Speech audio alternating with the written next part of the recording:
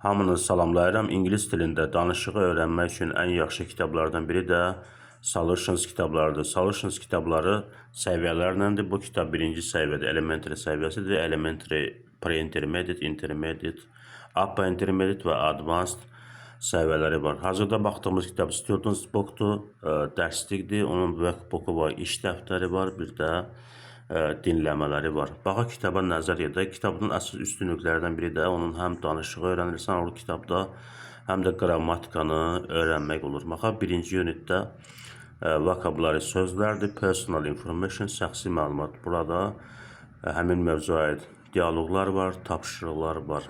1B-də ikinci hissəsində, deməli birinci dərsin ikinci hissəsində qrammatika var, be and have got. Be and have got haqqında tapşırıqlar burada yer alıb. Bir hissədə isə speaking danışıqdır, talking about ability and asking for permission. Burada isə həmin mövzu haqqında dialoqlar var. Dialoqlar, tapşırıqlar var. Articles 1D-də yenə qrammatika var. A, an, some, this, that, this, so. Bu əvəzliklər haqqında tapşırıqlar yer alıb. İnşallah bu kitabdan dərslərimiz inşallah olacaq.